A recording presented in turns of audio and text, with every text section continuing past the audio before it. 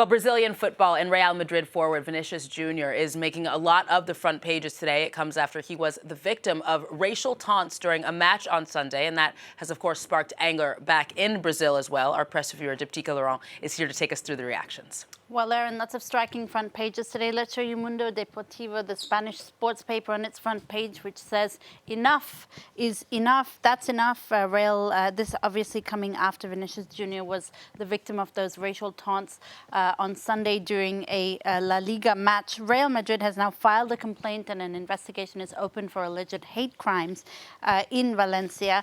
But another paper, Marca, another sports paper, says on its front page that it's not just enough not to be racist.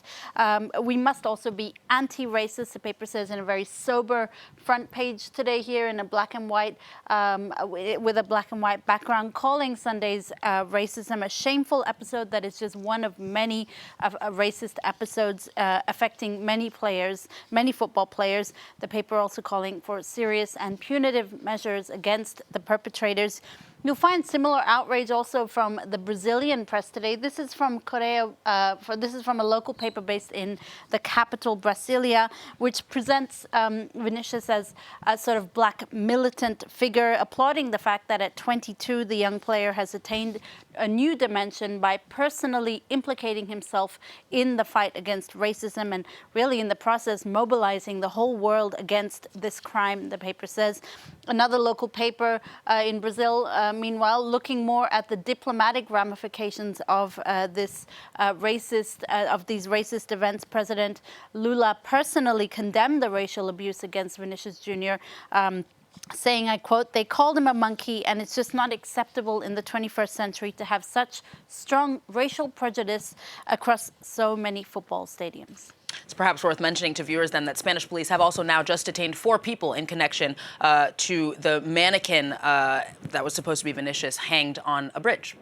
Well, with that then, Dipty, we'll change gears and head to Nigeria, which has inaugurated the African continent's biggest oil refinery. That's right. It is on the front page of the Daily Trust today, the Dangote refinery, a game changer. That's the words of the outgoing Nigerian President Muhammadu Buhari.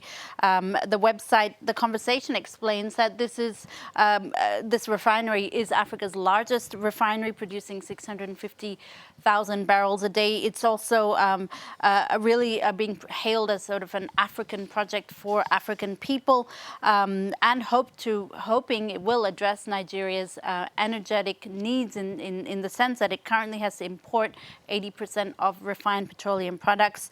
The refinery itself will also be the epicenter of job creation, with about 40,000 jobs across mining, construction, engineering.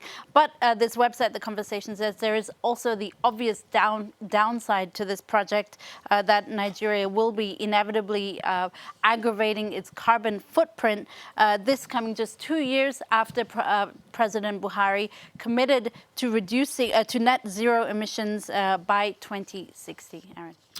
We'll change gears again now and talk about artificial intelligence being blamed for a false report of an explosion at the Pentagon in the U.S., which caused brief panic on the markets. Yeah, NPR is bringing this story. These fake images circulated on Twitter showing, allegedly showing black smoke coming out of the Pentagon, and were posted from accounts purporting to depict the Pentagon. Some of these accounts that spread the hoax carried blue checks, which of course under Elon Musk have become a paying feature, but not necessarily one of authenticity, which is why that one of the accounts was actually from a fake Bloomberg account.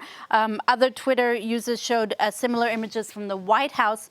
As separate incidents, they didn't really garner a lot of attention, but as NPR says, once again, it shows the example of potential for misuse of artificial intelligence technology, and its thus far lack of regulation, Aaron. All right, finally from you then, Dipty, we've got a happy ending, at least for one woman who lost her engagement ring 13 years ago.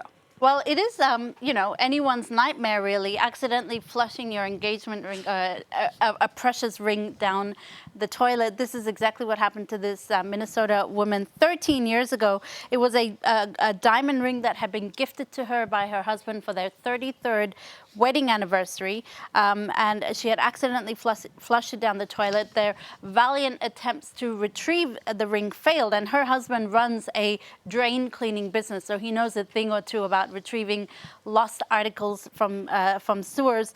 But 2 months ago, wastewater workers were fixing a broken machine when they came across some muck, and in the muck was her very diamond ring.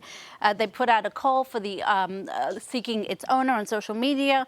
The woman's daughter spotted the post, and long story short, she was reunited with this precious ring 13 years after she accidentally flushed it down the toilet, Aaron. So that theoretically means there were 13 years of muck also that had built up on that ring. I imagine she'll give it a deep clean before putting it on her finger again. Diptyque Laurent, thank you very much.